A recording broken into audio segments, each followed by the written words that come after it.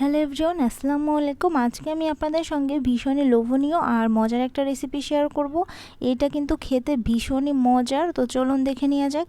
তো প্রথমেই হচ্ছে এখানে আমি সরিষা বেটে নিয়েছি। আমি 2 চামচের মতো সরিষা নিয়েছিলাম, আর এটা হচ্ছে লাল যে সরিষাটা ছিল ওইটা নিয়েছি। আপনারা চাইলে সাদা সরিষাও এখানে ব্যবহার করতে পারেন।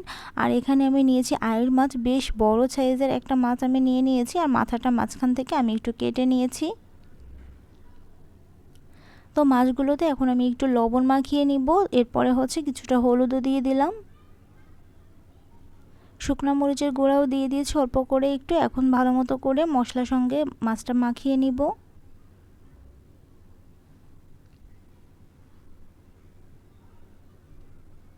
তো মাছটা ভালো মতো করে সব কিছুর সঙ্গে মাখানো হয়ে গেলে আমি 5 মিনিটের মতো এটাকে রেস্টে রেখে দিয়েছিলাম।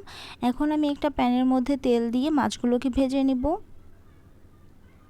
মাছগুলো বেশি কড়া করে আমি ভাজবো না, মোটামুটি করে হচ্ছে ভেজে তুলে নিব এটাকে। তো এক সাইডে ভাজা হয়ে গেলে আমি অপর সাইডে এভাবে উল্টে দিচ্ছি। এই মাছটা কিন্তু খুবই নরম থাকে, তাই এই কাজটা খুবই সাবধানে করতে হবে। যে মাছটা কিন্তু আমার ভাজা হয়ে গিয়েছে, আমি ঠিক এভাবে লাল লাল করে ভেজে নিয়েছি। এখন একটা প্লেটের মধ্যে তুলে রাখলাম।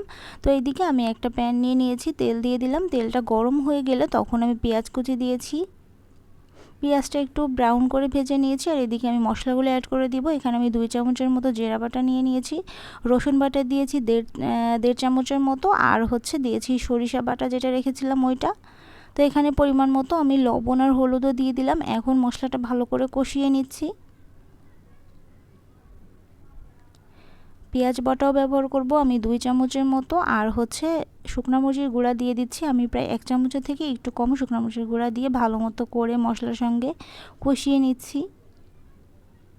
মশলাটা কিন্তু খুব সুন্দর করে কষিয়ে নিতে হবে, আর মশলাটা কিন্তু কষানোর সময় খুব সুন্দর একটা ফ্লেভার আসবে। এই যে মশলাটা কিন্তু আমার বেশ সুন্দর করে কষানো হয়ে গিয়েছে। এখন আমি পানি অ্যাড করে দিচ্ছি। এখানে আমি 2 কাপ পানি দিয়েছি। এই রান্নাটা কিন্তু একদমই শুকনা হবে না, সামান্য একটু ঝোল থাকবে, তার জন্য পানিটা একটু বেশি পরিমাণেই আমি দিয়েছি। তো পানিটা যখন একটু ফুটে আসবে তখন হচ্ছে আমি ভেজে রাখা মাছগুলো দিয়ে দিব উপর থেকে।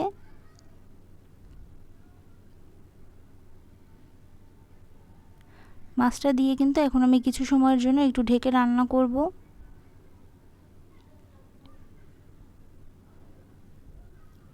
ঢাকনাটা আমি তুলে নিয়েছি, আর এখন খুবই আলতো হাতে মাছটা আমি একটু নাড়াচাড়া করে দিব, যেহেতু খুবই নরম মাছ, এটা কিন্তু ভেঙে যেতে পারে। উপর থেকে আমি কিছু কাঁচামরিচও দিয়ে দিলাম। এখন এই পর্যায়ে কিন্তু আমার ঝোলটা একটু গাঢ় হয়ে এসেছে। তো ঝোলটা দেখবেন যখন এরকম ঘন হয়ে আসবে তখন আমি আর একটু এটাকে জাল করে আমি চুলা থেকে নামিয়ে নিব। রান্নাটা কিন্তু আমার প্রায় হয়ে এসেছে। মাছগুলো এভাবে উল্টে পাল্টে দিব যেন প্রত্যেকটা মাছের সঙ্গে সুন্দর মতো করে মশলাটা চলে যায়।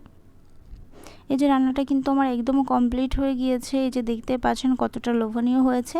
তো এই যে একদম কমপ্লিট। আর এই রেসিপিটা কিন্তু ভীষণই মজার হয়, যাদের মুখে একদমই রুচি নেই তারাও কিন্তু এই রেসিপি দিয়ে 1 প্লেট ভাত খেয়ে ফেলতে পারবেন। আমার বাসার সবাই এই রান্নাটা অনেক বেশি পছন্দ করে, আর এই মাছটা কিন্তু বাচ্চারাও খেতে খুব পছন্দ করে। তো এভাবে কিন্তু বাচ্চাদের জন্যও তৈরি করে দিতে পারেন, বা বাসায় কোনো গেস্ট আসলেও এভাবে তৈরি করা যায়। তো আজকের রেসিপিটা যদি আপনাদের কাছে ভালো লাগে তাহলে অবশ্যই একটা লাইক দিয়ে দিবেন, আর ফলো করে রাখবেন আমার পেজে। আর সবাই ভালো থাকবেন। আল্লাহ হাফেজ।